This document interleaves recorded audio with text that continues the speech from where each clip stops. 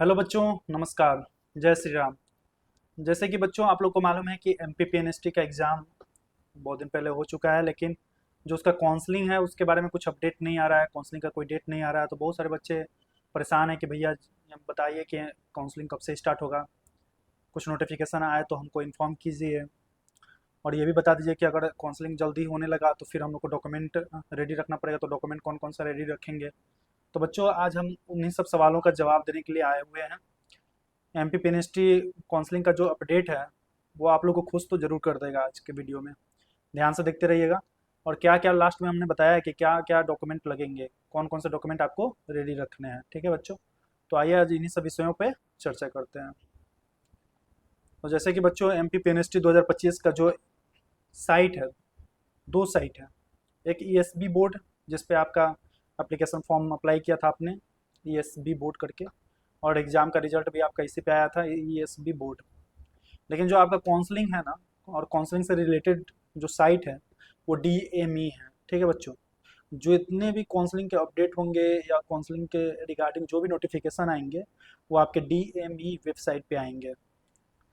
Site का नाम यहाँ पे लिखा हुआ है, एक बार देख लीजिएगा, dme.mponline.gov.in। ठीक है बच्चों, तो जब जब ये आप साइट ऑन किए, आप साइट ऑन किए तो वहाँ पे 5-6 आपको इंटरफेस देखने को मिलेगा।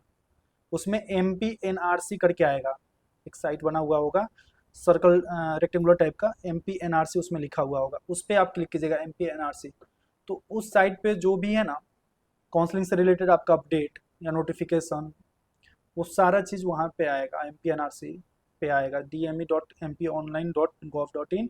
और उसमें फिर M P N R C पे आप जब क्लिक करेंगे तो आपका जितना भी काउंसलिंग से रिलेटेड जो भी अपडेट है वहाँ पे आएगा। और काउंसलिंग का जो आपको अप्लाई करना है इसी साइट पे जाके अप्लाई करना है। और देखिएगा जब हम लोग ये साइट, आप चेक कीजिएगा एक बार बच्चों, जब हमने ये साइट खोल के देखा तो साइट पे शो हो रहा है कि साइट विल रीओपन 1 सितंबर 2025। मतलब कि लिख रहा है कि साइट रीओपन हो जाएगा 1 सितंबर 2025 को। तो बहुत सारे बच्चे पूछ रहे थे कि तो क्या भैया मान के चलें कि 1 सितंबर से काउंसलिंग स्टार्ट हो जाएगा? जवाब देंगे बच्चों, देखिएगा आगे आइए। मनोज सरयाम जी जो हैं, जो आपके नर्सिंग स्टेट बोर्ड के काउंसलर हैं, उनको उन्होंने कहा है कि 3 दिन के अंदर नर्सिंग कॉलेजों को मान्यता देंगे। मतलब कि 3 दिन के अंदर नर्सिंग कॉलेजों को मान्यता देंगे। जो भी कॉलेज को मान्यता अभी तक नहीं मिला है उनको 3 दिन के अंदर मान्यता दे के कम्प्लीट कर लिया जाएगा वो प्रोसेस। ठीक है, सभी कॉलेज में प्रवेश प्रक्रिया 30 सितंबर से पहले पूरी कराई जाएगी। बच्चों बहुत अच्छी बात है, ध्यान देने वाली बात है और खुशी की बात है। सभी, मनोज सरयाम जी का स्टेटमेंट है, सभी कॉलेज में प्रवेश प्रक्रिया 30 सितंबर से पहले पूरी कराई जाएगी। और एक चीज़ और नोटिस करने वाली बात है बच्चों, कि 30 सितंबर से पहले कंप्लीट कराई जाएगी, यानी कि क्या आप लोग को समय बहुत कम मिलने वाला है। इस बार कॉलेज में हर हाल में एडमिशन होंगे। ये भी उन्हीं का स्टेटमेंट है कि इस बार कॉलेज में हर हाल में एडमिशन होंगे। और वेब, जैसे कि हमने पीछे बताया भी आपको कि वेबसाइट पे भी अपडेट होने लगा है, इसका मतलब कि बैक साइड में काम चल रहा है। तो एक्सपेक्टेड, इसके अनुसार हम लोग एक अनुमान लगा सकते हैं कि expected date of counselling start will be first week of सितंबर।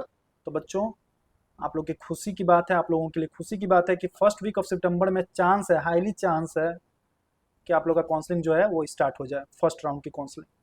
ठीक है, तो टाइम कम है बच्चों, ये खुशी की तो बात है। लेकिन जिन बच्चों का डॉक्यूमेंट का, बहुत बच्चे होते हैं कि जब अलॉटमेंट लेटर आ जाता है उस समय बोलते हैं, या फिर काउंसलिंग का जब डेट आ जाता है तो बोलते हैं कि भैया हमको ये नहीं मिल रहा है, हम क्या डिजी लॉकर से डाउनलोड कर ले वो काम चलेगा, या फिर यहाँ से डाउनलोड कर ले, या साइबर कैफे से जाके जीरोक्स निकलवा ले। ऐसा नहीं बच्चों, टाइम कम है, याद रखिएगा। डिले तो हो चुका है, तो आप लोग को जितना भी है ना काउंसलिंग का और अलॉटमेंट लेटर का जो भी है समय बहुत कम मिलने वाला है, एडमिशन का जो भी समय होगा वो भी कम मिलने वाला है।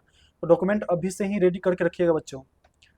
ठीक है, और जैसे कि समय कम है तो ये भी हो सकता है कि हर एक बार, तो पिछले साल को छोड़ के उसके पिछले साल 3 राउंड में काउंसलिंग होता था, उसके पहले जितना भी काउंसलिंग होता था 3 राउंड में एमपी में काउंसलिंग होता था नर्सिंग और पैरामेडिकल का।